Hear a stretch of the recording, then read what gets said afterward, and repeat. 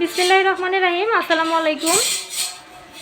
তো সুন্দর একটা ঝকমকে চলমলে চনমনে ভিডিও শুরু করলাম, আর তোমাদের অনেক অনেক ভালোবাসা জানাই আমার ভিডিওটা দেখার জন্যে। আর স্কিপ না করে সম্পূর্ণ ভিডিওটা তোমরা দেখো। আর এখন বাজে হচ্ছে তোমার 10টা 40 থেকে ভিডিও শুরু করলাম। সকালে রান্নাবাড়ি খাওয়া দাওয়া সব কিছু কমপ্লিট। এখন দুপুরের রান্না করতেছি। এই যে দেখো দুপুরের রান্নার জোগাড় যন্ত্র শুরু করে দিছি। দুপুরে রান্না হইতেছে, এই পাশে দুধ ডাল হচ্ছে। তো এই হচ্ছে ব্যাপার, রান্নাবাড়ি করতেছি। চলো দুপুরে রান্নাবাড়ি শুরু করে দিছি। প্রচণ্ড গরম, এত গরমে যেন জানটা যায় আসি করতেছে। ভীষণই খারাপ লাগতেছে, বিশ্বাস করো, ভীষণভাবে খারাপ লাগতেছে। বৃষ্টি যে হয়েছে এরকম কোনো মানে বোঝাই যাইতেছে না যে 2 দিন আগে বৃষ্টি হয়েছে। মানে খুবই খারাপ লাগতেছে। আর নেটের এত বেশি সমস্যার কারণে আমি ভিডিও জমা হয়ে যাইতেছে, ভিডিও পোস্ট করতে পারতেছি না।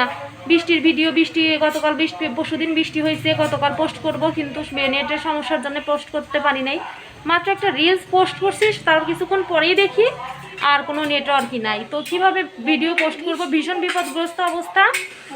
তো চেষ্টা করব আজকে, দেখি যদি টাইমটা এখন আনটাইম অন্য একটা টাইম মানে বেছে নিতে হবে ভিডিও পোস্ট করার জন্য। আর বাইরে মাইকিং হইতেছে, প্রচণ্ড শব্দ। আর গরমে অবস্থা আমার খুবই খারাপ। দেখো ঘাইমা টাইমে অবস্থা মানে এতটা খারাপ কি বলবো। আর রান্নাবাড়িটা কমপ্লিট করি, এর মধ্যে আমার মেয়ের বাবা কিছু বাজার নিয়ে আসবে, সেগুলো তোলামোলার ব্যাপার আছে। তো আমার সাথে থাকো আর দেখতে থাকো, ঠিক আছে? তো একদম চলে আসলাম অনেক সময় পরে। রান্নাবাড়ি সমস্ত কাজ কমপ্লিট, মেয়ের বাবা বাজার করে নিয়ে আসছে। তো সেই বাজারগুলো উঠাইতেছি, ভাবলাম তোমাদের সঙ্গে একটু শেয়ার করি। সব কিছুই শেয়ার করতে খুবই ভালো লাগে। আসলে যারা এরকম ব্লগ করো, ভিডিও করো, তারা বুঝবে যে আসলে সব কিছু শেয়ার করতে কিন্তু খুবই ভালো লাগে। মাঝে মধ্যে হয় না, দেখা যায় যে অনেক কিছু সমস্যা থাকে, সেক্ষেত্রে সম্ভব হয় না। তো বেগুন নিয়ে আসছে, সেটা আলাদা করলাম, আলুটা আলাদা করে রাখলাম। আর এখন হচ্ছে শুকনো মরিচটা হচ্ছে রেখে দিতেছি। তো দেখো একই রকম শুকনো মরিচ 3টা জায়গায় রাখতেছি। এটা দেখে তোমরা হয়তো বা অতটা খেয়াল করবে না ভিডিও দেখলে, কিন্তু যেটা আমার দায়িত্ব বলার, সে কারণেই আমি বলে দিচ্ছি। 3টা জায়গায় রাখার কারণ হচ্ছে 3 জায়গায় রাখবো। আমার হাতের ডান পাশে একটা 4 তাক আছে, ওখানে রাখবো। সামনে একটা আছে, র্যাকের মধ্যে বড়টা রাখবো। তার কারণ যখন যেখানে হাত যাবে সেখানেই যেন পাই। আমি এরকম প্রত্যেকটা জিনিসই 3 জায়গায় নাও হলে 2 জায়গায় করে রাখি। মানে 3 জায়গায় বেশ রাখা হয়। হঠাৎ 2-একটা জিনিস 2 জায়গায় রাখা হয়। প্রত্যেকটা জিনিসই দেখা যায় যে হাতের নাগালে এই পাশে ওই পাশে রেখে দিয়ে গুছায়া, যেন দৌড়াদৌড়ি করতে না হয়। কেননা একা হাতে সব কিছু সামলাতে হয়, বাচ্চা সামলাতে হয়। সেক্ষেত্রে এরকমভাবে গোছায় যদি অল্প অল্প ছোট জিনিসের মধ্যে আশেপাশে রাখা যায়, তাহলে কাজের সময় খুবই উপকারে লাগে। এই জিনিসটা কিন্তু সত্যি তোমরা ট্রাই করলে অবশ্যই বুঝবে। আমার বলার দরকার নেই, তোমরা সবাই এরকম বুদ্ধিমান জানি। আমি নিজে পণ্ডিত সাজতেছি, তবুও বললাম যেহেতু একা যাদের আসলে এরকম মানে সংসার করতে কষ্ট হয় বাচ্চা কাচ্চা নিয়ে, তাদের জন্য বলা। যেরকম হাতের নাগালে দেখা যাবে যে যদি আশেপাশে এরকম রাখো, তাহলে কষ্টটা কম হবে। এপাশ থেকেও নিবে হাত দিয়ে, মানে হাত বাড়ালে এপাশেও পাবে, ওপাশে পাবে। তো যাই হোক, দেখো সব পাশে রেখে তোমাদের দেখাইতেছি যে এখানে কিছু রাখি, এইখানে কিছু রাখি, আর বড়টার মধ্যে কিছু রেখে দিই। তো সব জায়গাতেই দেখা যায় গোছায় রেখে দিই। আর আমার গোছানোগুলো কিন্তু কেমন, তোমরা কখনোই কমেন্টে জানাও না, প্লিজ আমাকে জানালে আমার একটু ভালো লাগবে। তো এখন আলু ঢালবো।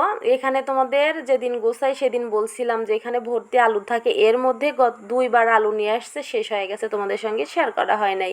তো আজকের আলু আবার নিয়ে আসছে, ভাবলাম তোমাদের সঙ্গে একটু শেয়ার করি। আর পেঁয়াজ রসুনগুলো দেখো এখন অনেক সুন্দর লাগতেছে দেখতে, গোছানো থাকলে আসলে ভালো লাগে।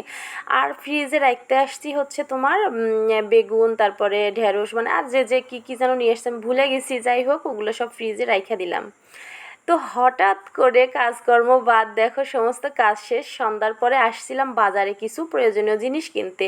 তো কেনাকাটা শেষ, বাসায় চলে যাব, সেই মুহূর্তে আবার মেয়ের বাবার মনে হলো আমাদের একটু চিকেন বিরিয়ানি খাওয়াবে। তো ইয়াতে কি বলে, হাজি বিরিয়ানিতে আমরা চিকেন বিরিয়ানি খাচ্ছি। তো ভীষণ টেস্টি ছিল খাবারগুলো, খুবই মজা হয়েছিল, খুবই মজা। আর কী কী কেনাকাটা করছি অবশ্যই বাসায় যায় তোমাদের দেখাবো। মজা করে আগে খেয়ে নিই, তারপরে তোমাদেরকে দেখাচ্ছি যে কী কী কিনলাম। তবে সত্যি খাবারগুলো ভীষণ মজা ছিল। আর দেখো মেয়ের বাবা একটা প্লেটে খাচ্ছে, কেননা ছোটো মেয়ে তো আর ওইভাবে খেতে পারে না, ওর জন্য তো আর একটা প্লেট নিয়ে শুধু শুধু টাকা নষ্ট, তো ওর প্লেট থেকেই মানে দুজন ভাগাভাগি করে খেয়ে নিতেছে। বলি ফ্যানের শব্দ অনেক বেশি, কিন্তু ফ্যান বন্ধ করে ভিডিও করার মতো অবস্থায় নাই।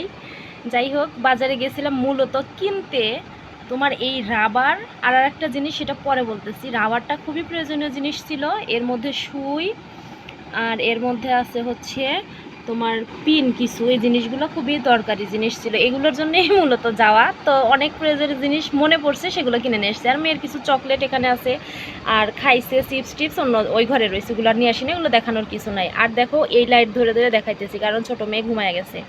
আইসকুল পাউডার নিছি, কিউট পাউডার নিছি 2টা, পন্স স্নো নিছি একটা। আর এই যে মূলত যে ইম্পর্টেন্ট জিনিস মেয়ের স্কুল ড্রেসের সঙ্গে এইগুলো, নিচে তোমার এই গেঞ্জিগুলো ট্যাঙ্ক টপ বলে, গেঞ্জিও বলে, যাই হোক এগুলো লাগে পরে, না হলে তো মানে স্কুল ড্রেসের শার্টটা অনেক বেশি পাতলা, এই কারণে এগুলো পরাই নিচে, তো নষ্ট হয়ে গেছিলো, তো এই 2টাই নিয়ে আসলাম।